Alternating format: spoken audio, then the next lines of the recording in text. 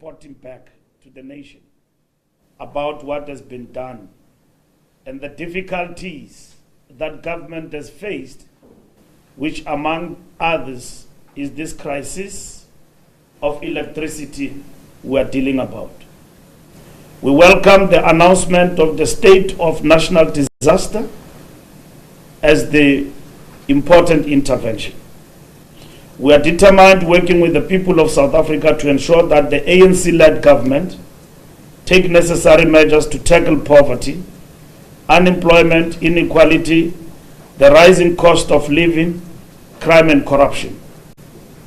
To move towards a growing people's economy, we have to rapidly build an inclusive economy, which must enable thriving black and women industrialists, as well as small businesses and cooperatives.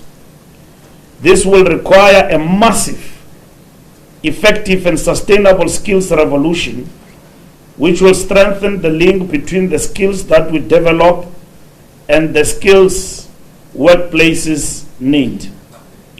The SONA has also strengthened the resolve to lift people out of poverty and unemployment through the social wage, which includes public employment programs and the social grants, which have proven to be lifeline for livelihoods of many of our people. We also welcome programs and campaigns to buy locally produced goods because of its positive spin-off on local manufacturing and the economy. For all these initiatives and programs to succeed and to move South Africa forward, the ANC-led government is taking decisive steps to win the fight against crime and corruption, which are causing daily fear among citizens and are destructive for social and economic development of the country. These steps will require the input and active participation of all patriotic South African citizens in various national anti-crime programs, such as the strengthening of community policing and safety forums at ward level, block and street levels, and the protection of community facilities against vandalism and destruction. We welcome programs underway to rebuild and strengthen all law enforcement agencies. These agencies are already taking firm action against companies and individuals alleged to have been involved in state capture and other criminal activities. The law enforcement agencies have recovered and are continuing to recover money and assets associated with state capture. They are also firmly dealing with cases of kidnapping, extortion, illegal mining, cable theft, and other crimes related to economic sabotage. But our approach as the ANC is that government cannot do it alone. For crime to be undermined thoroughly, it means communities must come to the party. The people who are killing us, the criminals who are extorting, live among us. We pay homage to the people who died in Gqeberha, in Kunu, who got killed by criminals, who are still at large, and who killed people who were just relaxing and socializing in the community. And we believe that special units like TRUT Amaperete must be revived to deal with tactical response in terms of dealing with violent crimes. We welcome the commitment by the President to the plan he represented in 2022 to implement the recommendations of the Commission of Inquiry into State Capture.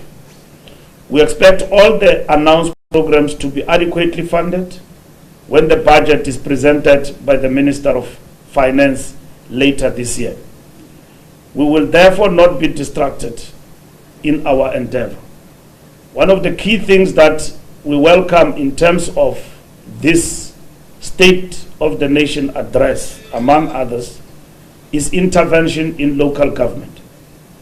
Local government is in a total state of distress, and some of it because of our making as a political party, the ANC. And we make a pledge to the people of South Africa and to this government as well, that the problems of local government, one, they are political in the main, where in which there is instability at a political level.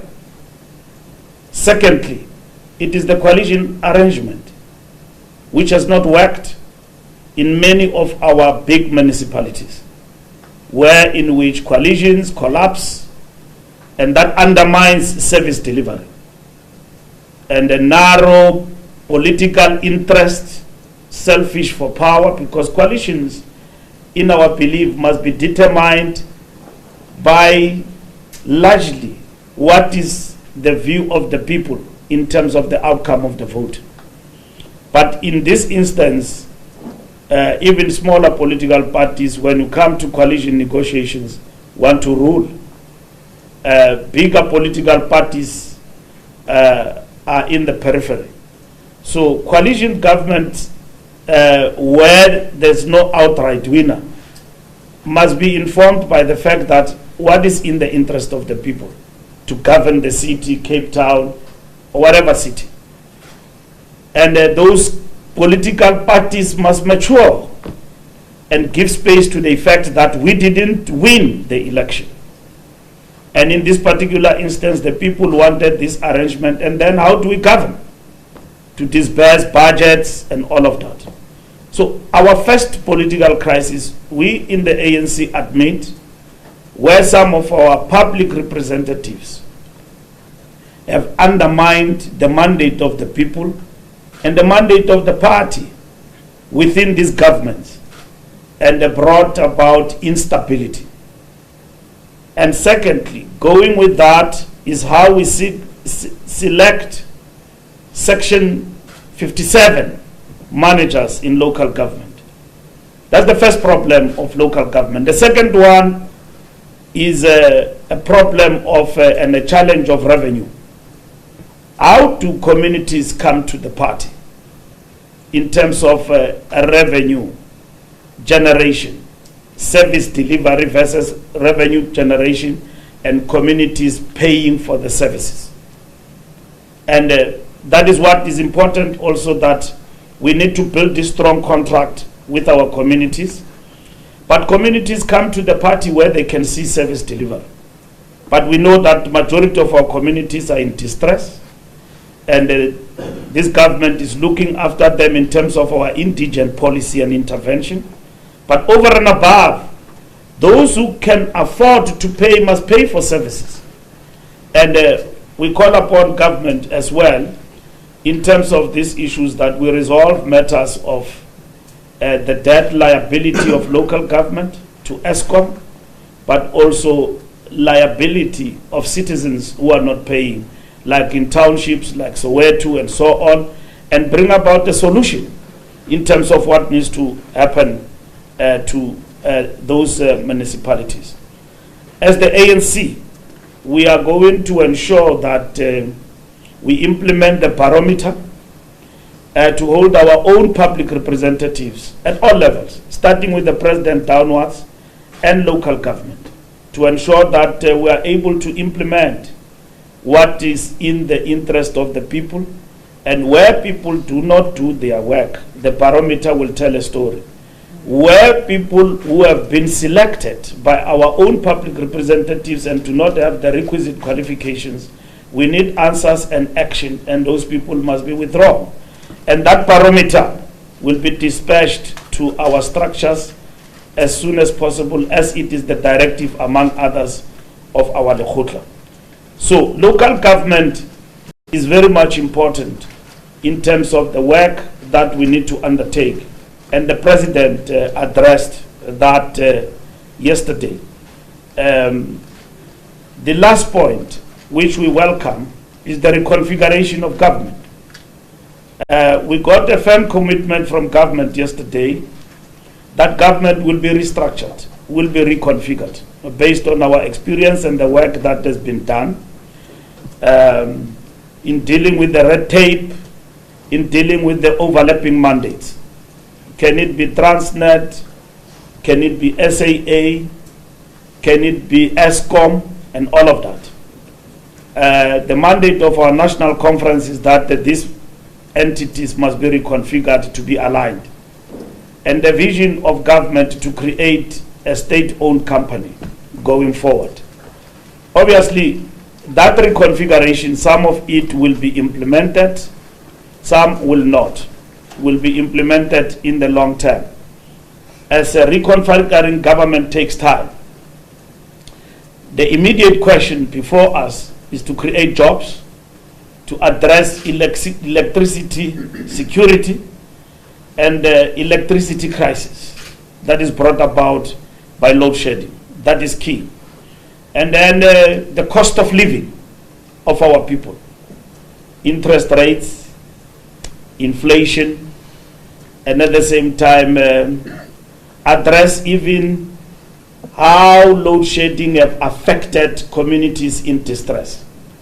Issues of transport, resolving issues of passenger rail as they have been resolved at the present moment, getting the passenger rail network back on track in all corridors in our country, building the infrastructure as the lodestar in terms of economic growth going forward and creation of jobs in our country. So there's been a big announcement yesterday, and we're looking at the figures next week because it's fine to make commitments, but it's something else to balance that with the figure that will this be funded. Zoom Vubu, for instance, it will now get funding from government. And work has already been started, foundations have started in the Eastern Cape, and we are very much delighted about that. Issues of water have been attended to. So it's government at work, and we are very much pleased about the positive result we are getting in terms of the state of the nation, but with the big criticism that will this be done? And we want to add as the ANC that, Mr. President, if this is not done, heads must roll. And we will be watching. And the ANC constitution mandate us as the National Executive Committee. The times of buddy-buddy, the times of watching people failing on duty are over. Ministers tripping over each other, talking against each other, councillors doing as they wish, and MECs blocking delivery, and all of that are over. The ANC has agreed to establish a service delivery monitoring team at headquarters. We will unveil that team in the next coming weeks as part of our program of action. We will be watching, we will table reports, we will take action. Because this is the year of decisive action to serve the people's interest.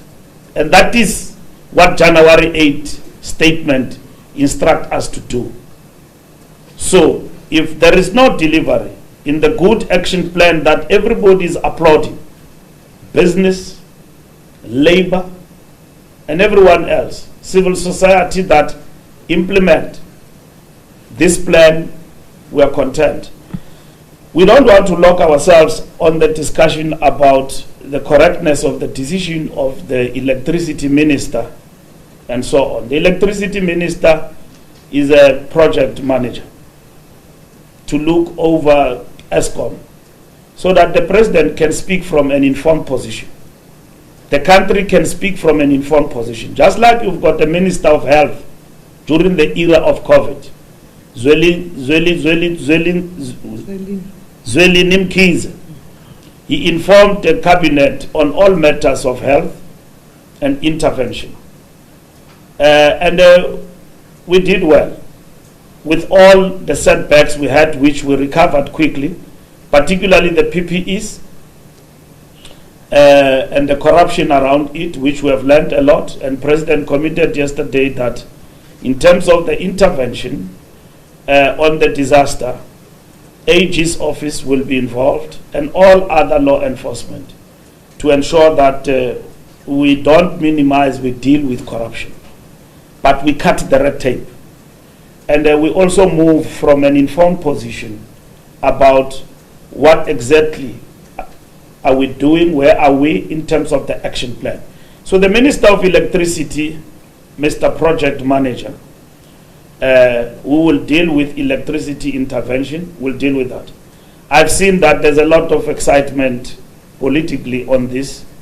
It defined the discourse why Minister of others were doing jokes about it, that the Minister of Electricity is already at work.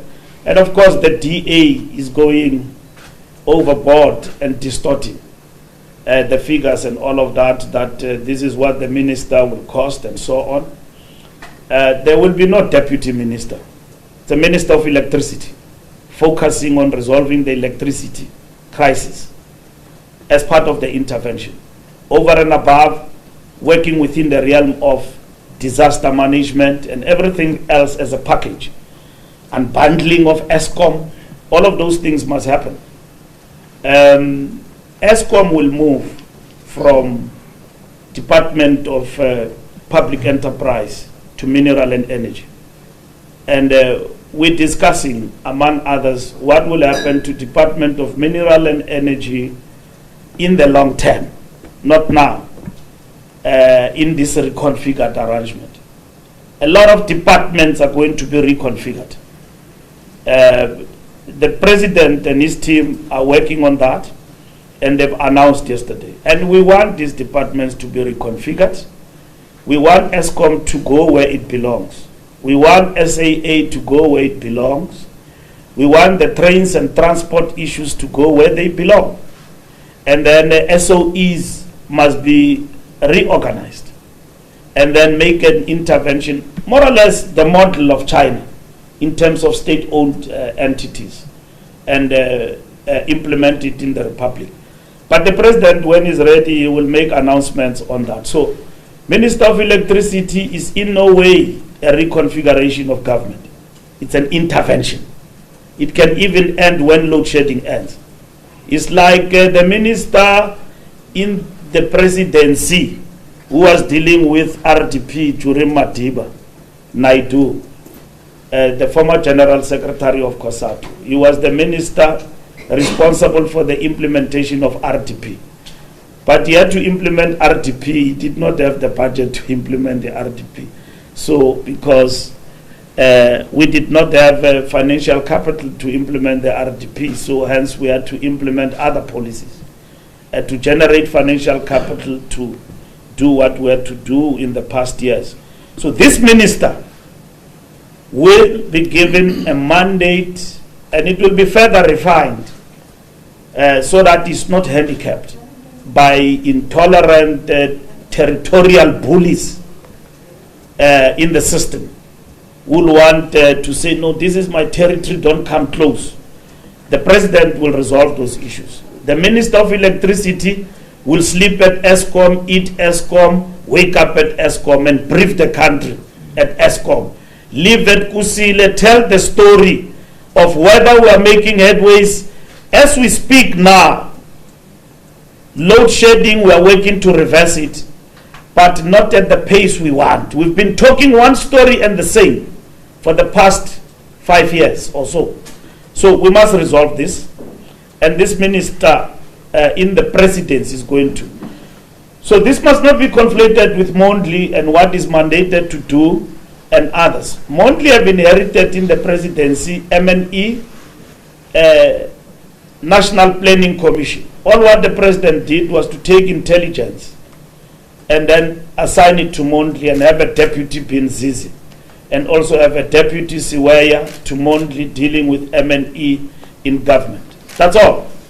So the Minister of Electricity is welcomed by the ANC because we don't view that as a total departure from what we want to achieve with the transfer of ESCOM to energy in this country. Lastly, we will therefore not be distracted by little sideshows, by a few which are mainly driven by political intolerance. We must be tolerant in this country.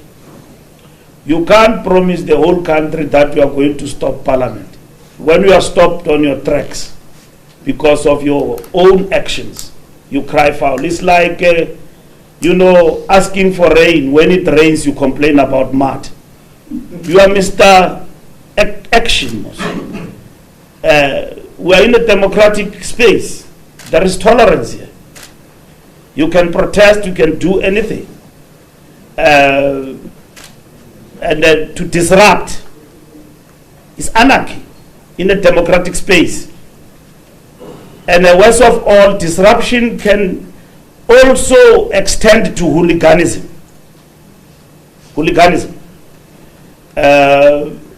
You undermine the rules of parliament that are set. If the rules are being undermined, the speaker, you can go to court. That the speaker undermined the rules, take the speaker to task.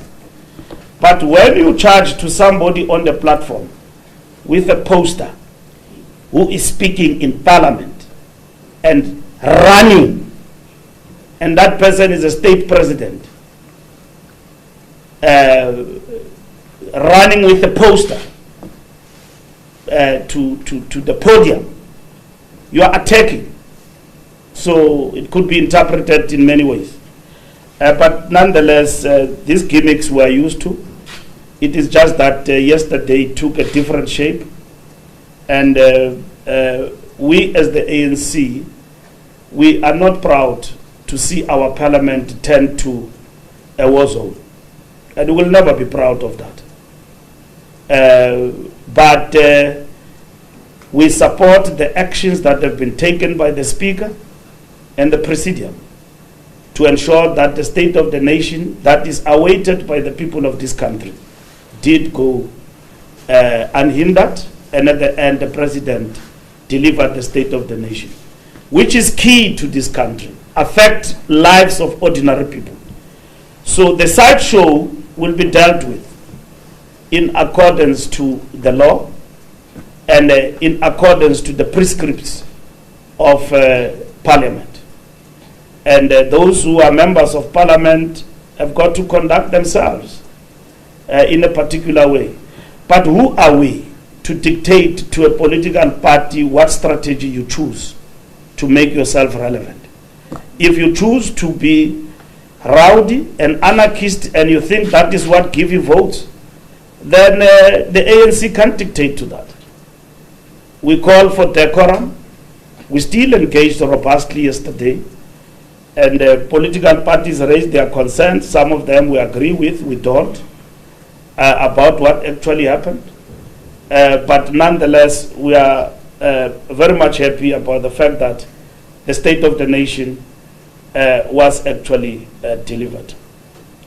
This reprehensible behavior must be condemned, in our view, by all patriotic and democracy-loving South Africans. And we therefore fully support measures taken by the presiding officers during SONA to enforce the joint rules of the National Assembly and NCOP. And we wish that this could not happen, but we know it will happen, because people who are carrying out these activities have vowed not to stop. They will carry on this path, but at all times we ask for restraint and deal with issues cool-headed and within the prescripts of the law. But at the end of the day, the rule of law must actually prevail. That includes issues of shutdown. People have got the right to protest, but they've got no right to infringe on the rights of ordinary South Africans. When you say that people must not go to work, what do you mean as a political party and a Democrat? What do you mean? When you say that we must not go to work, you call on truck drivers to close the roads, taxi drivers to close the roads. You are calling for lawlessness. Lawlessness. If you believe in superior logic, that's opposite.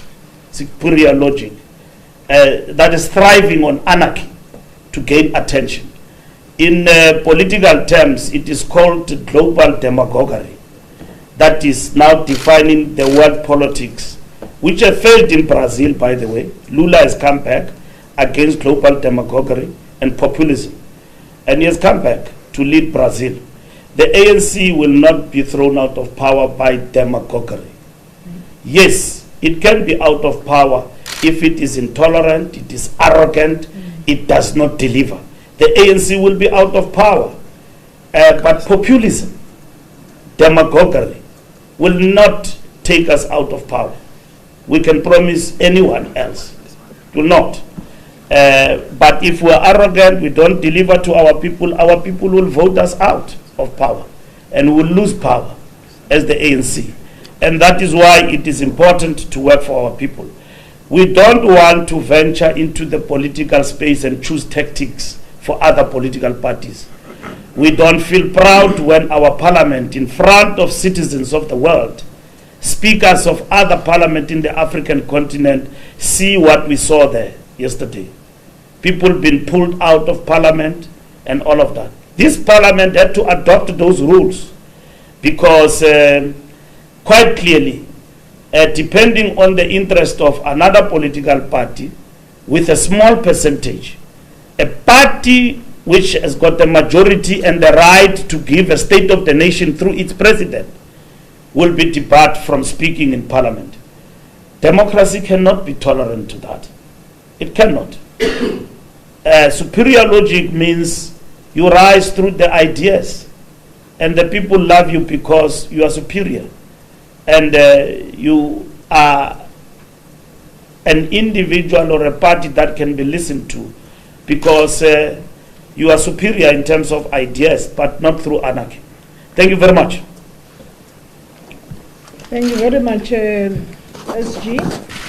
At this point, I'd like to invite commentary, questions from yourselves. We're wanting to keep this very interactive, but yet brief, so that the SG has a chance to do one-on-ones. I know that colleagues in the print space often complain about the fact that they don't have enough time to dive deeper.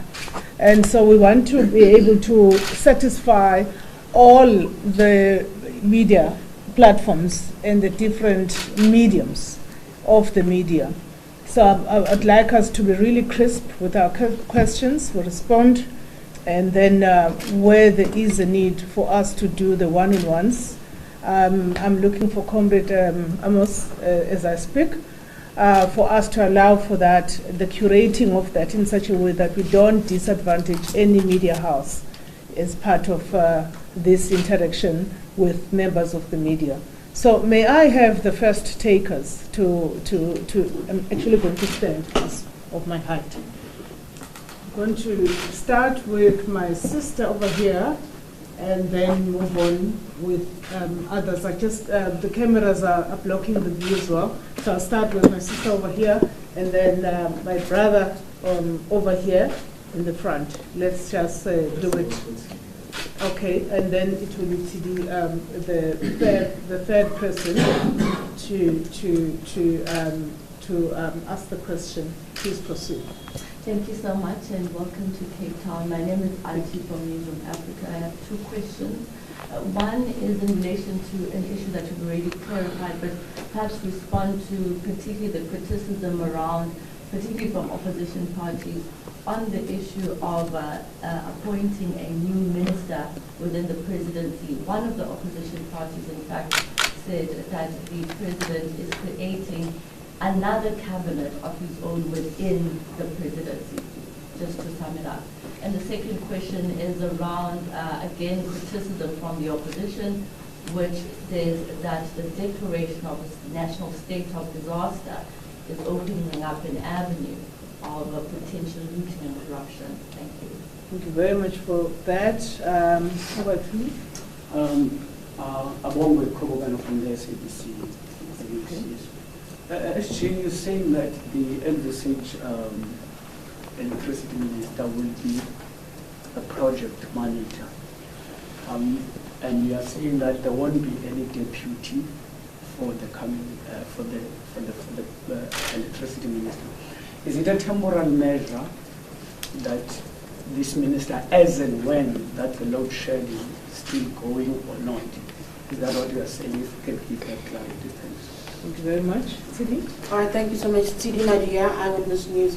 Ati's kind of touched on my first questions around the Minister of Electricity. It's not only that the President might be creating a super ministry with his office, but the President's office doesn't account to Parliament. So the way people look at it is not only is there a super cabinet, but these are people who don't necessarily have to tell the country and account to us as to what's going on.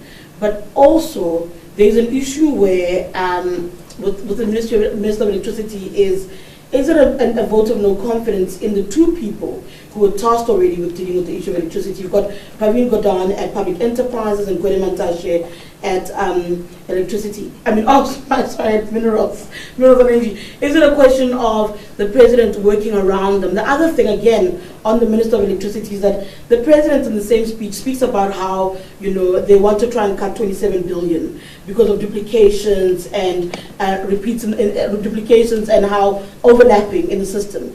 Part of that is because he's created a super presidency. In creating these appointments, it's not just electricity, it is infrastructure, it is climate, it is red tape. There are ministers who are able to deal with that. And then you have a minister and the presidency saying that the Minister of Electricity's job is to be able to respond to the to account to the president. Then one would ask, what does Mbalula as transport minister do? Is your job not to report directly to the president as well? Just your view on that. And then on the state of disaster as well. The DA has done something really strange where they wanted a state of disaster, ring-fenced or not, then suddenly they're against it, they want to take it to court. But all of that speaks to a lack of confidence in how the ANC government handled the last state of disaster. It speaks about fears of what will happen. It speaks about the court matter that's currently still, I think, pending, where they don't want all power sitting with a minister specifically. That speaks to concerns that I think are wider than the DA, where South Africans are concerned. There is a credibility question around the way the ANC government deals with particular matters. I know that there is a caveat with the Auditor General being involved, and the Auditor General, of course, being involved in KwaZulu-Natal as well. I just want you to weigh in on that. And lastly, on local government, Max, the President speaks about how local government and state-owned enterprises are the weaknesses in the state at the moment.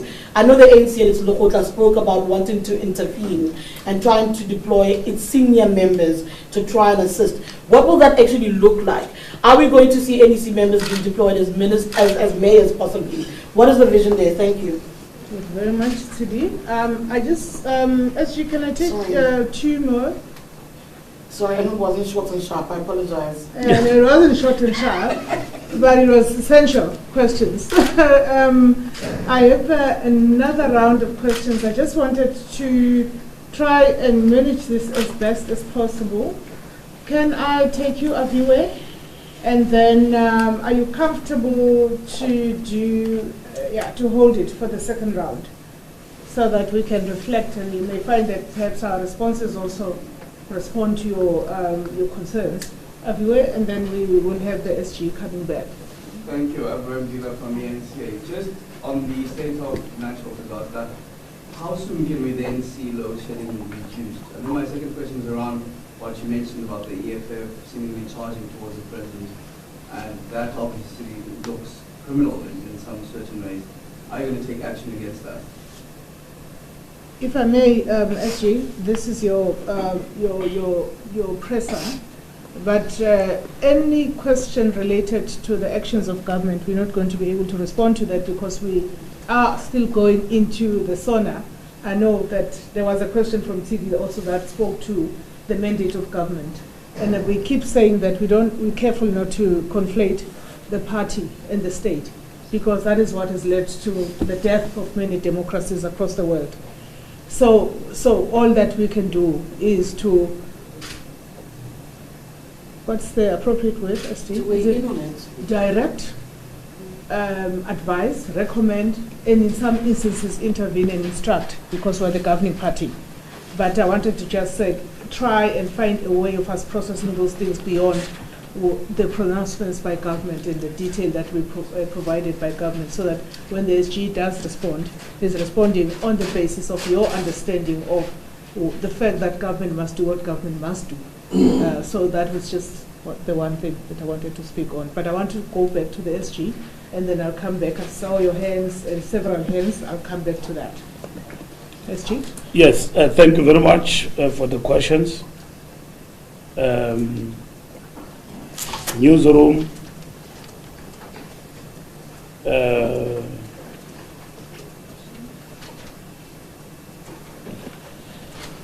In terms of the minister, about within the presidency and the disaster opening up for looting.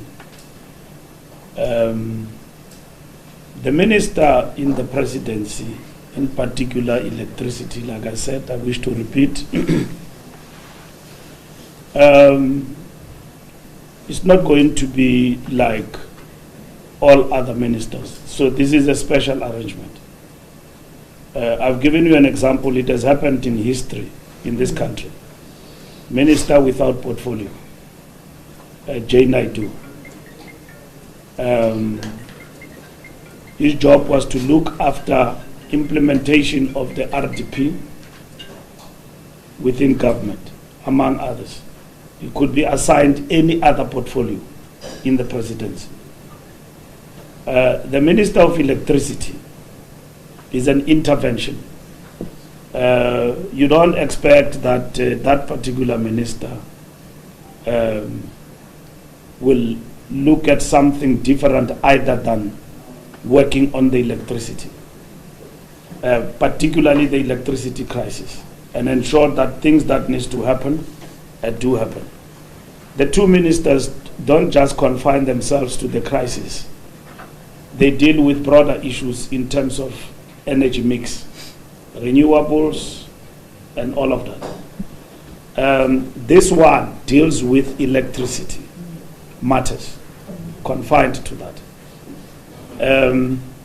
So it's not going to go beyond what is assigned. The president explained it simply and say, you would like that person to sleep, eat, and follow on the actions we have said we'll implement. Issues of accountability in terms of parliament, obviously, they will have to find expression in how that is going to be structured going forward in terms of this ministry. Now, we don't expect a budget of Ministry of Electricity. That will have to be done in the confines of the presidency, because the task of this person is a project manager to ensure that targets have been met by the board and by the management of ESCOM, and report directly to the president. Quite often people ask, is the president hands-on? The president is the chief executive officer of South Africa. So in this particular instance, he can appoint people to act on his behalf and report directly to him. And then that in itself brings the matters close to him to ensure that things do happen. And in doing so, he doesn't need to second guess. He just needs concrete evidence from a well-informed position about what needs to happen. Ladies and gentlemen, we are faced with a monumental crisis, which is characterized as an existential crisis for this country in terms of business and also South Africa as a brand. I saw Richard Quest here making a joke about us, CNN, here in Cape Town during the mining industry. And that tells you a story about us, blackouts and blackouts and blackouts. For others, it's a political mileage. But as a country, as a nation, we are facing a monumental disaster. And that disaster, we need to arrest it. It will not be arrested by one person, but government, all hands on deck, everything. One day we will say, this minister was correct or incorrect. One day. And it did help or did not help. Just give space. There is a whole package of things that we have agreed and have been announced should be implemented in averting this crisis. And this Minister of Electricity is going to ensure that these things do happen. Are the concerns of the people far-fetched about disaster being used and all of that? Disaster has never been used. Individuals within the framework of the disaster, particularly with the COVID-19, have acted in a corrupt manner, which was arrested. We had to establish Fusion Center to deal with this corruption. And you media, you don't talk about how much money was recovered. Which money was recovered? That was stolen by people who were using PPEs to steal the money. Money was recovered in billions of rands. And other people have been chased, and some of the people are facing the wrath of the law. They are before the courts. We woke up in this country, somebody we knew was poor, posted on social media 4 or 5 cars, only to find that he was chowing PPE money. And then that person is before the courts. Held accountable by what? By intervention by the state, in terms of some of the interventions. Are the concerns far-fetched? No. We have given you firm commitment, and government have done so. The disaster management, when it comes to expenditure and procurement, it's not going to be allowed to go out of hand. Somebody was asking when it was announced that we'll activate diesel capacity in order to back up what is in existence at the current moment, so that we are able to also bring diesel into the space and all of that, and supply diesel, and said that how many tenders, who's going to get the tender, and all of that. All of those things will be dealt with. The most important thing is to do away with load shedding. But at the end of the day, we must not allow the state of disaster, like we have learned from the past, to repeat itself at the present moment. So there are systems, there are checks and balances to ensure that these things don't happen. Political parties do their job to raise their concerns, but at the end of the day, we've got the responsibility to govern and to take the country out of the crisis that we are in and lead. For them, if this crisis is not resolved, it's a multiplier to their prospects of leading this country through a coalition or by whatever means in 2024. For us, it's not just about 2024. President talks about we are going to implement the just transition within our means, within our own pace. That is what he actually says. And then we are looking at spending over the years 1.8 trillion and so on in terms of the just transition. How many jobs are going to be created? Many things were said yesterday. We need to examine some of those things in terms of injection in the economy, what is going to mean in the next coming years. It means boom. Actually, I like to say this to our colleagues, that if the ANC will be out of power in 2024, the people who are going to come, they will look like they are the smartest, because that's when the reality of change is going to kick in. And the benefits of what we are doing today are going to boom. And then if we're out of power, it will be like we didn't know what we were doing over the years. The people who came in know what they are doing. Watch the story of this state of the nation and tell us at the end of the year, where will we be? And next year's state of the nation, before we go to the elections, where will we be?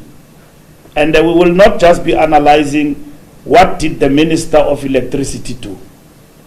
It will be foolhardy of the President to appoint a Ministry of Electricity for a period of less than 12 months and then expect that that ministry will do something different from what should happen at the present moment.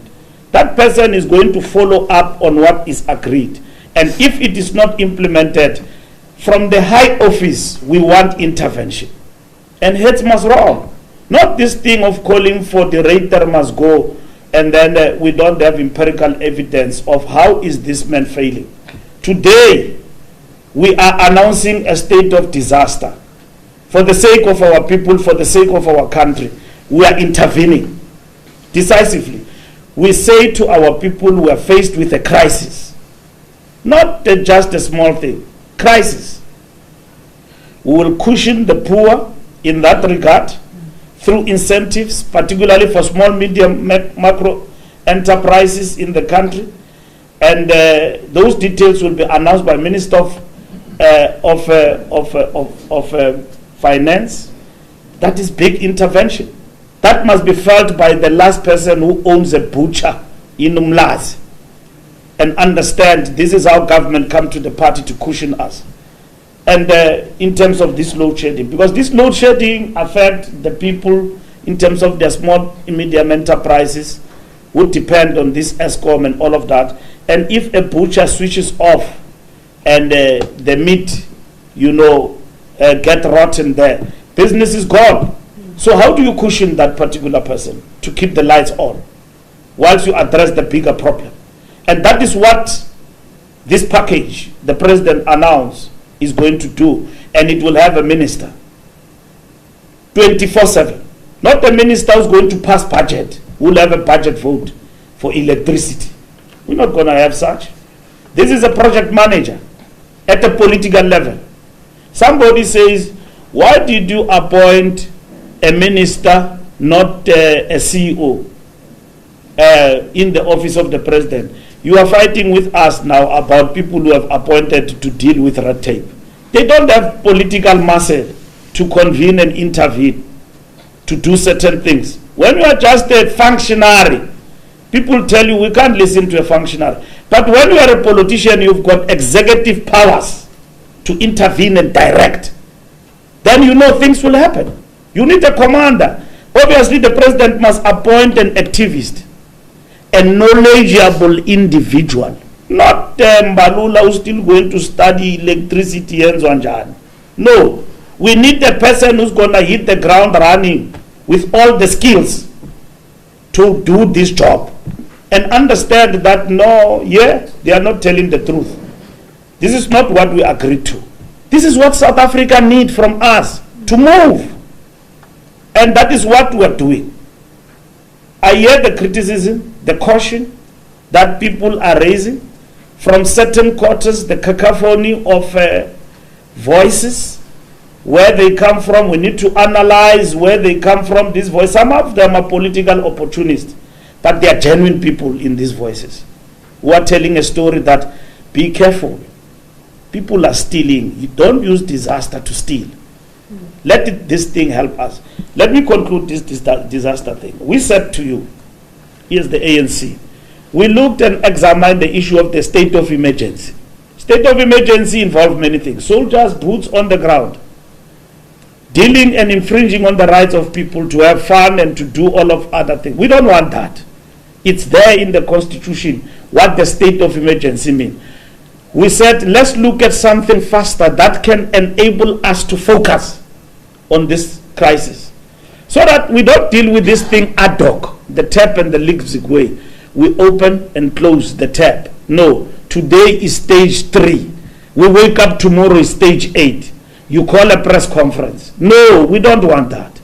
We want a state of disaster that is focused, where in which the leadership and everybody and the management in this country of ESCOM, ministers involved, will know that stage 8 is coming and how it is going to be prevented, and that how are we going to stage 1 or stage 2 going forward, and making announcements. That Minister of Electricity is going to keep us informed weekly or monthly, because he is employed specifically for this job to oversee that work and reporting to the president and the leadership of this country through NETCOM and cabinet to pass resolutions and regulations that we can, empowered by state of disaster.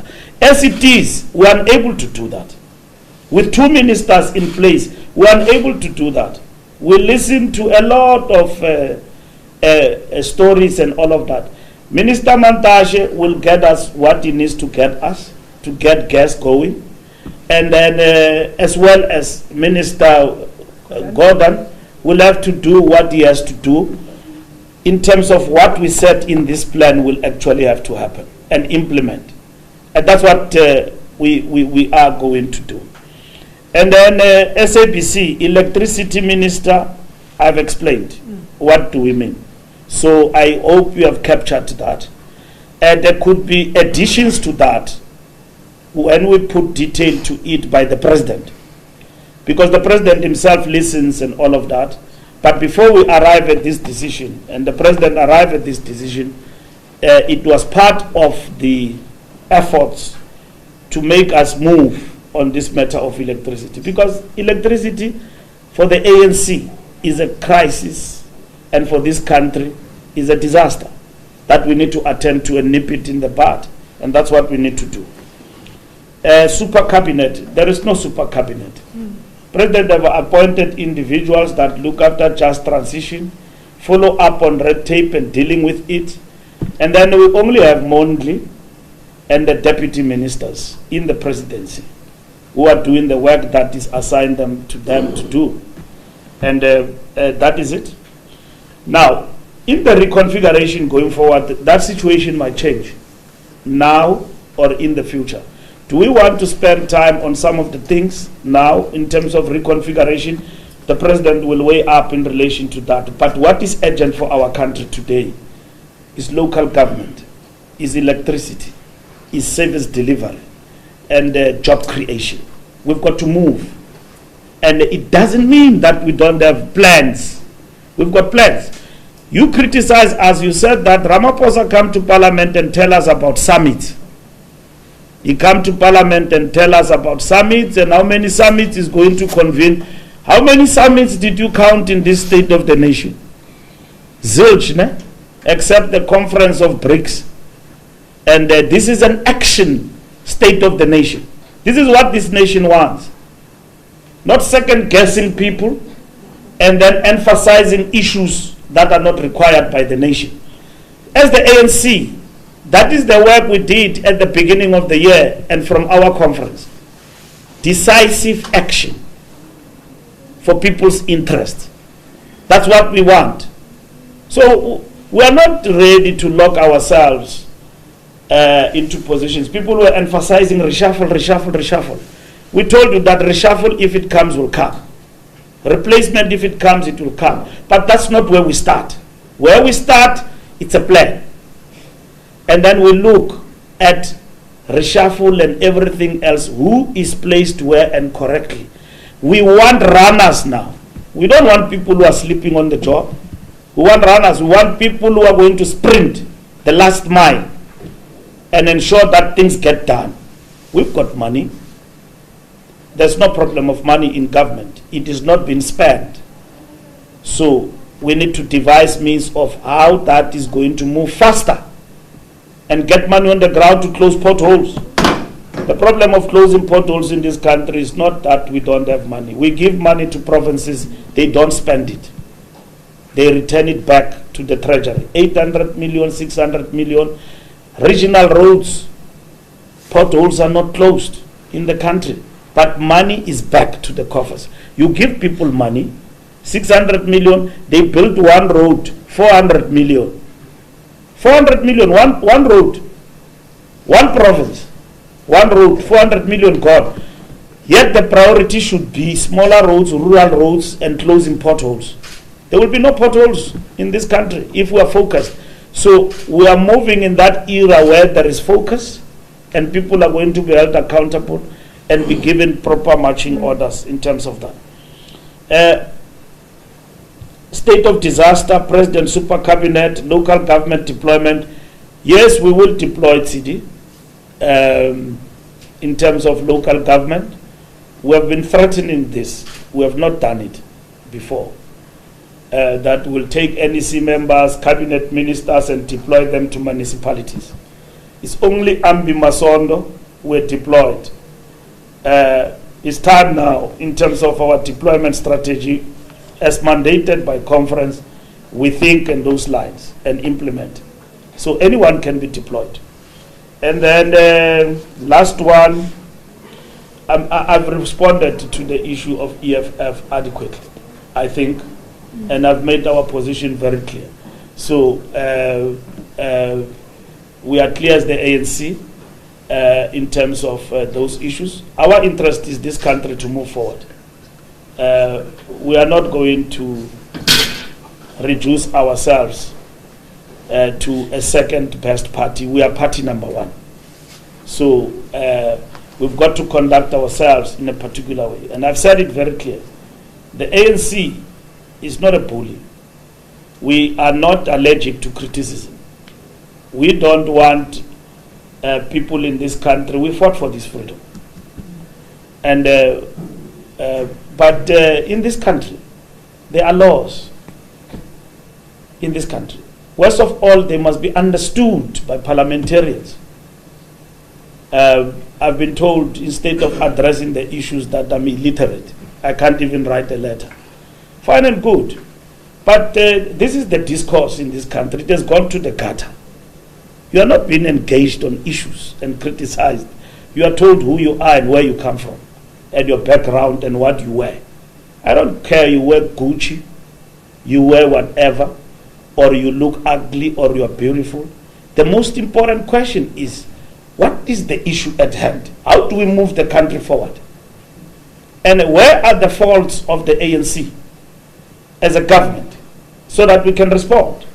But if you say in this country that you will render the country unworkable, ungovernable, we did that in 1985. We sacrificed our youth, we went to jail when we were young, 14 years, Free the Children campaign.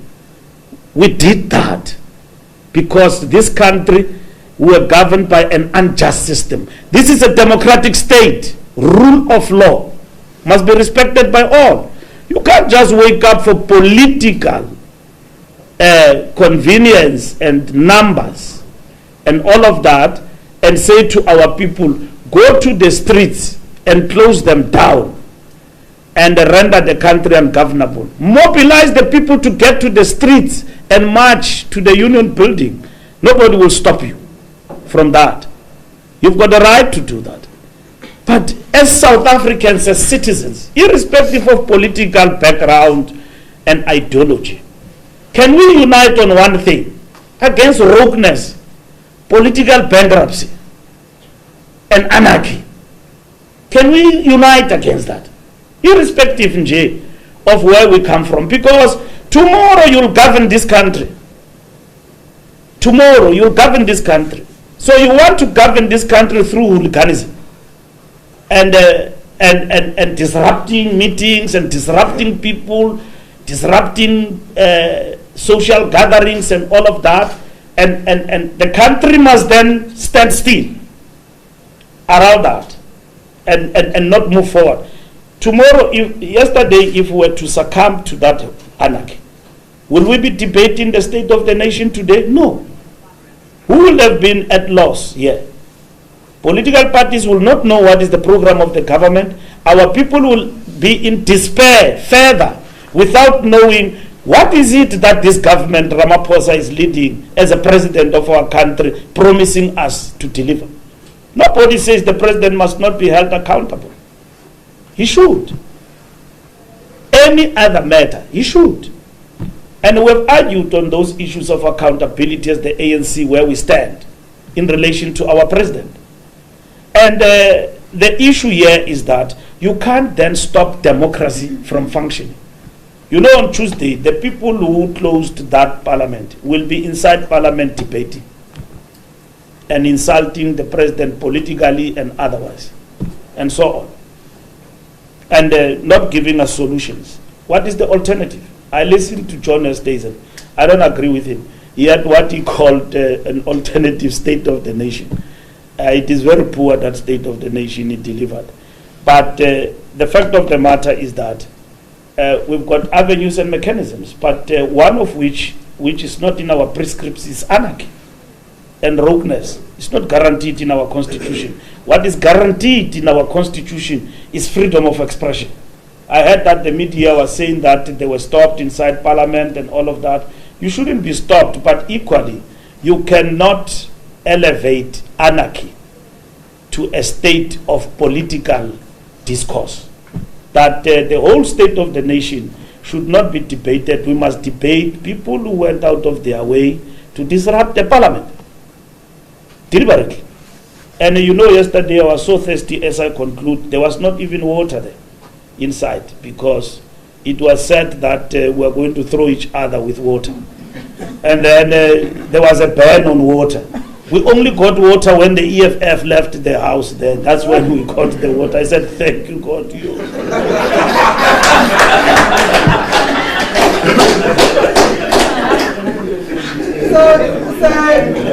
So colleagues, I'm going to take,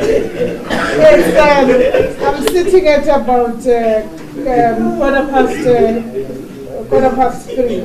I'm going to take the last set of hands, and then so that we can make time for more intimate conversations between the SG and the different media houses. So I'm going to take the last set of hands, and I'm going to ask that we don't make it 4 questions, don't repeat Tidi's example. And Tidi also, on another note, I don't know if you covered this, SG, I think you alluded something to the fact that presidency or those functions in the presidency don't report to Parliament. They certainly do. They certainly do. Presidency is a budget vote itself. So they report through the budget vote of the presidency. There isn't a single department in government that does not report. I'm not trying to deal with that issue. It's not the issue of the budget vote, but I hear what you're trying to say.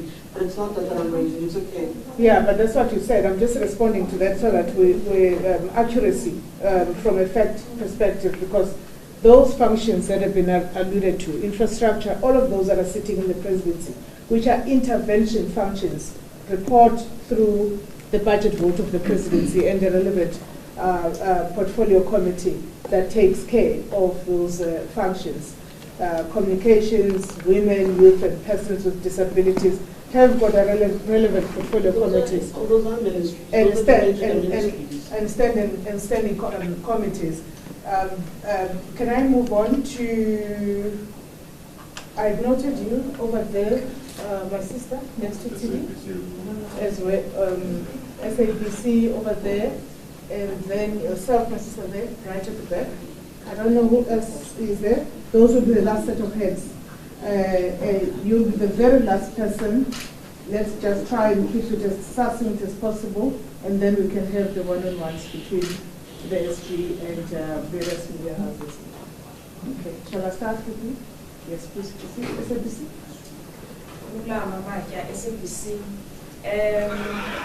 SG, you, thank God, he was talking about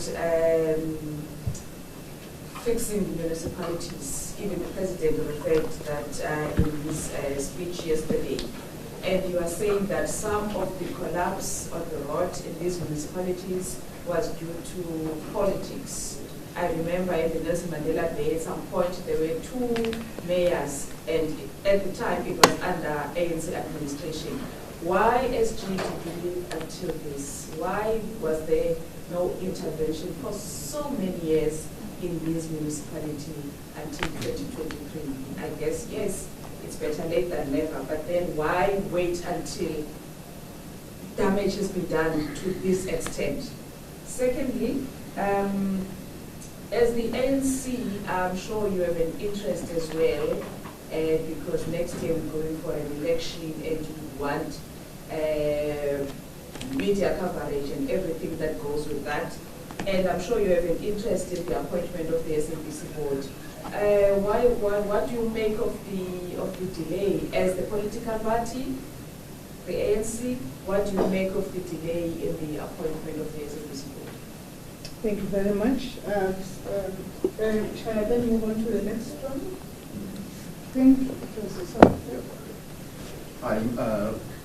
I'm Mr. Mbalula, the Warren Prince of NetNet 24.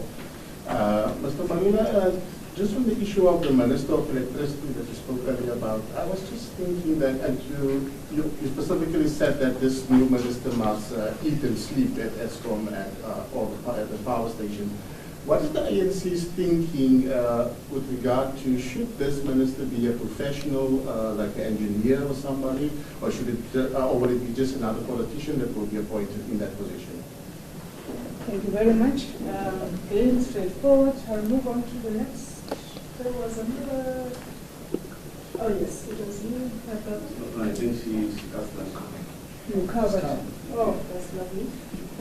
Fully. If we don't comprehensively respond to you, then you can always come back. There's a parting shot. Over to you, Steve. Thank you very much, colleagues. We have been fixing municipalities over the years. We have learned from that fixing what is not working. There are things that are beyond your control as a political party when it comes to the politics of how you shape up a municipality. You get disappointed as a political party with the people you send to government to lead the ANC. When political ANC councillors get into council and appoint a mediocre manager, you ask yourself a question: what kind of people have we sent to local government? And the people we appoint and select and elect to go to government are people's leaders. Because we went to the communities and asked communities, who must represent you here, where you stay? They gave us these people. Literally, some of them are ANC supporters, majority. You know, not even activists. We took the people that are wanted by the communities, we put them in council. What do they do when they get there? They give us all sorts of things. Basically, in a simple language, they show us flames. And it's a political problem, not for society, but for the ANC as a party to deal with. And how do we respond to that? We have said the barometer must help us to respond to that, okay? To hold our councillors accountable. Because you want to turn around the municipality, and then you've got mediocre Section 57 people. A person who doesn't have qualification as an accountant to be CFO, how is that person going to ensure books are balancing and things are going very well in terms of budget disbursement on the ground? And that is what is important to us. So the second part is that our municipalities have been affected largely by the outcome of a democratic dispensation in this country, which is coalitions. Coalitions don't work. ANC have been out of power for 10 years in Nelson Mandela Bay. We lost power there to the DA. What did they do? They fought with the EFF back and forth, and then who's that mayor who was there, who was speaking Xhosa fluently? Trollip. He left the DA and went, I don't know, to heaven. I don't know where he is now. He's in some other political party. They fought there. No delivery. Go to Nelson Mandela. There's no delivery there. It's under coalition now. We came in, the ANC was leading very briefly. We lost. We lost to the DA coalition. We have not been in power, my sister, in Nelson Mandela. We have not been in power. We lost power there. They are still singing ANC, even if we are out of power. They still sing that ANC, ANC. And the reality of the matter is that they are in power. You can go and see all of the things under their government, what they are doing there to deliver for the people of Port Elizabeth. Leave Port Elizabeth. We lost power in Pretoria, the capital city, bankrupt. As we speak, it's a mess. The only thing they can sing about is this Cape Town. Distorted Cape Town. Where me and you we are now, there is delivery. I can go anywhere, there is delivery. Let's move further. You will see no delivery. Now, The DA has been in power there in Tshwane for 10 years. They fought among themselves. Into zabe bezifaka nesigyolo phakathi and all of that as officini, and then yaphela into yabo pha. So I mean, that's what they've been presiding over there in Tshwane. Malema gave them power there. And now this time around, they are working with that one. Who's that one who doesn't like us? Yeah, yes, Mashaba. They work with Mashaba there in Pretoria. They are still not delivering. ANC is not in power. They are in charge there. No destabilization, nothing. Go to Tshwane now.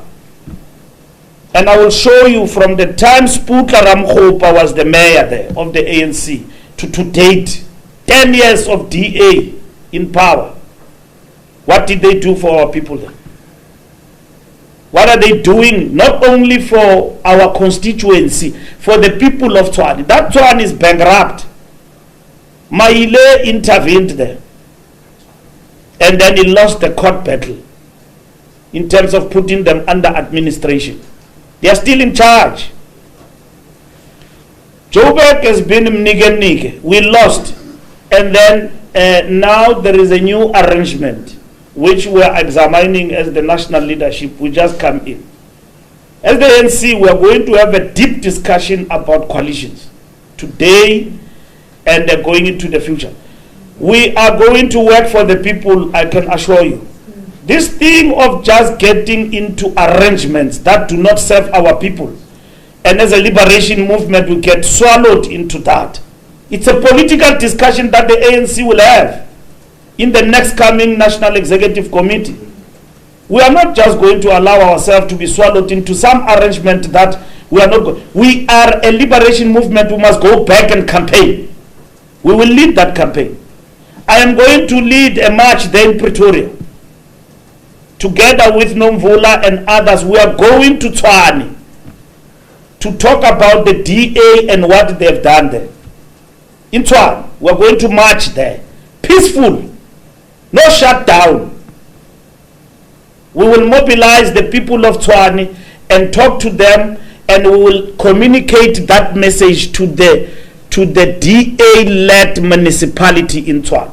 Not destabilization. Let them bring services to our people. That's what we're going to do.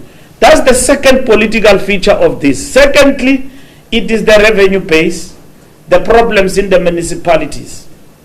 Mkijima, Enoch. They want municipality to be put under administration. Political ramifications there. People who lost in the ANC have gone and mobilized society against the current government of the municipality in Enoch Mkijima and destabilize the municipality with shutdowns instead of resolving the issue. The minister goes there to listen to them. They insulted, but they want the same minister to declare the municipality moribund and appoint a new administration. They insult the minister, the same organizers. In Mangaung, we are going to intervene there. In the next coming weeks in Mangaung, there will be changes there. We are going to intervene, but the problem is not just there in the head, the mayor and so on. The problem is deep inside, from the management and the people who run the municipality. You've got to look into that. So that's where you bring seasoned people. You know, we ran eThekwini very well over the years. Mark Sutcliffe, we've got a good track record of that city. I'm not sure we can be proud now. Now, we've got to intervene and assist our comrades there to succeed.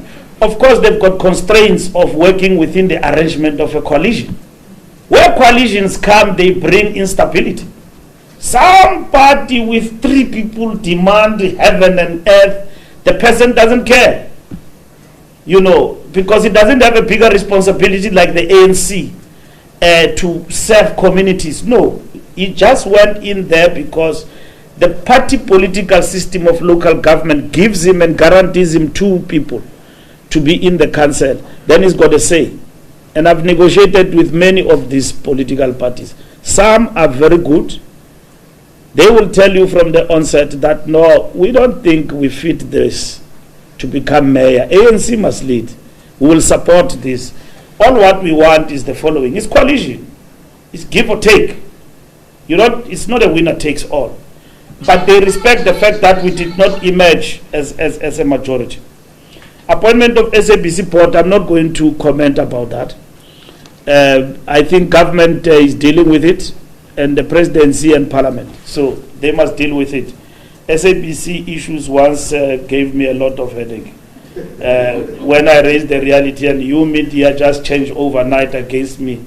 Nandibona ni dictator engaboni. I want to apportion ANC deficiencies on the media.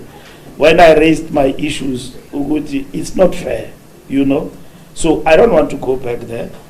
On behalf of the ANC, I'm now at least Secretary General, so I can't behave like as if I'm not elected SG. So the official position will follow, but we want that process to be concluded as soon as possible, because the SABC board must come into place as quick as possible, and all the glitches must be addressed. The last point from Network,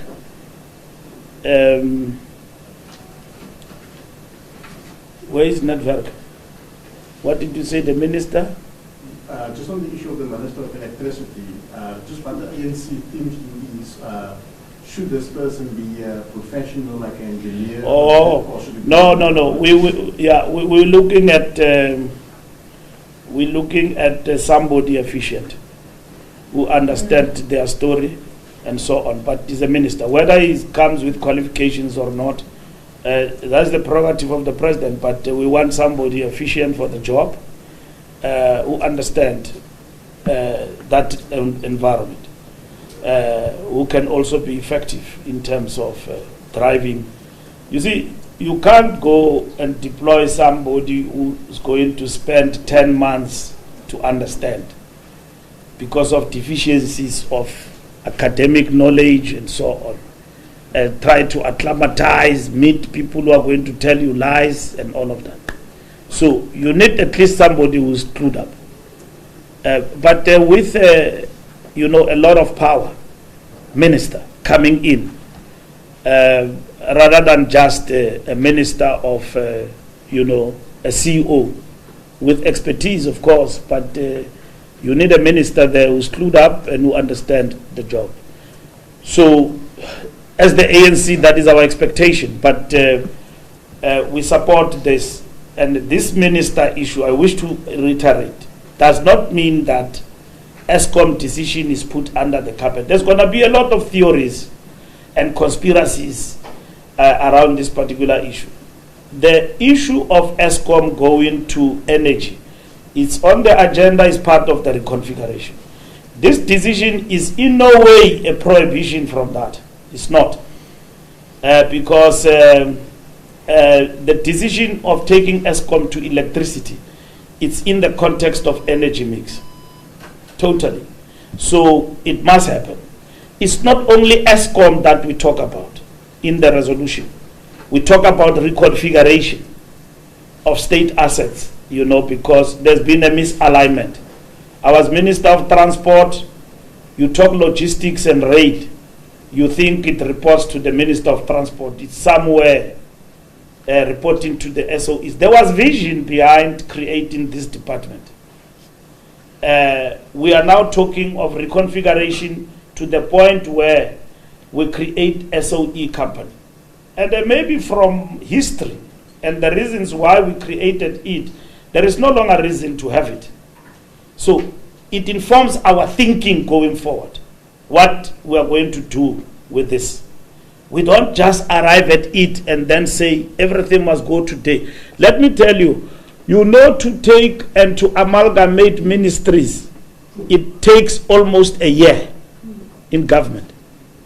So if you say ESCOM must go to energy, it's not something that just will go overnight. There's a lot of processes that are followed. We have combined a lot of ministries, changed a lot of things. It took us 2 years to separate education higher and basic education. 2 years full. And that is why NG Mutsega and Blade are still there. Because ANC did not take a quick decision to remove them.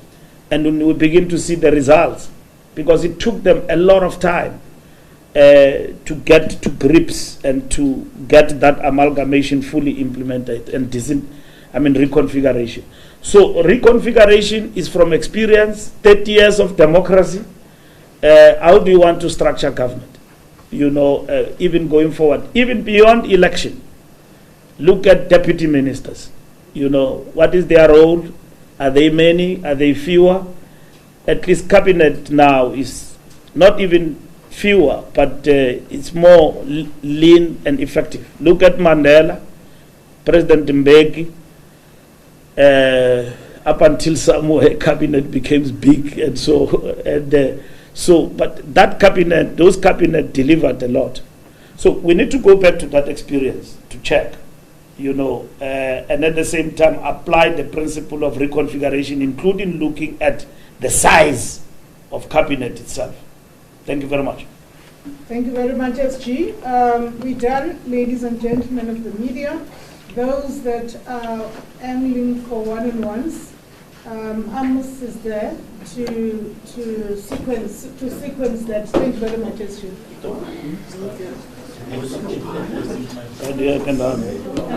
One-on-one, done. Okay, I don't know if you answered my questions, but it's also okay. Whether you never get answered. But I was going to say to her,